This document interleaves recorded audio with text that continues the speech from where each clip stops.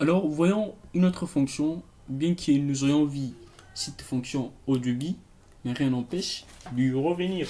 Puisqu'au début, nous n'avons pas vu de manière explicite la fonction, ben, cette fois-ci, nous allons euh, euh, la voir de manière explicite pour pouvoir apporter encore plus d'informations concernant son fonctionnement ou bien son utilisation.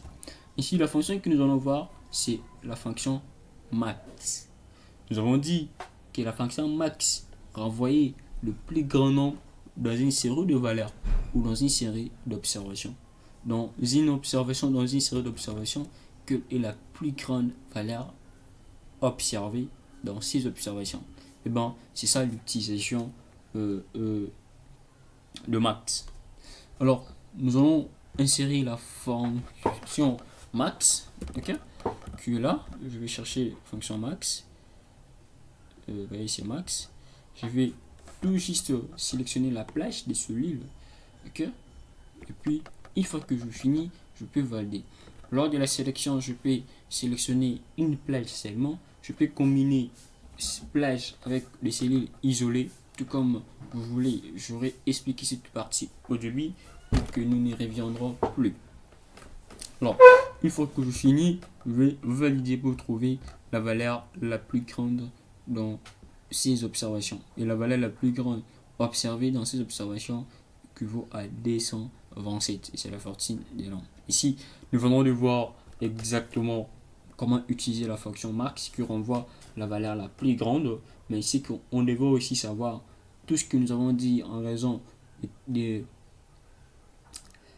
je dirais en raison des textes logiques ou encore des réseaux textuels peuvent s'appliquer, mais il faut juste faire attention comme vous voulez ou en raison de ce que vous voulez obtenir pour éviter des erreurs, tout comme ça.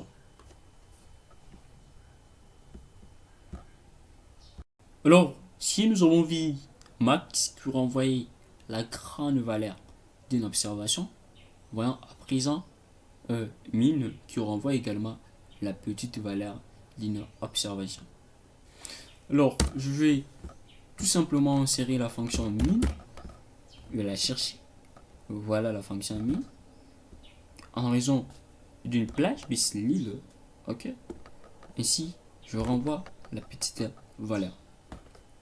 Ensuite, nous venons de voir la fonction max, min, grande valeur et petite valeur. C'est comme s'il y avait des interactions entre ces quatre fonctions. Et ben, c'est ce que je vais essayer d'expliquer.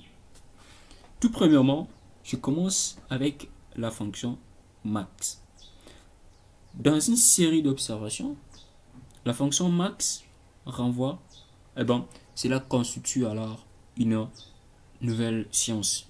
Je m'en termine avec cette science de mine pour recommencer une science afin de récapituler ce que je venais de dire exactement.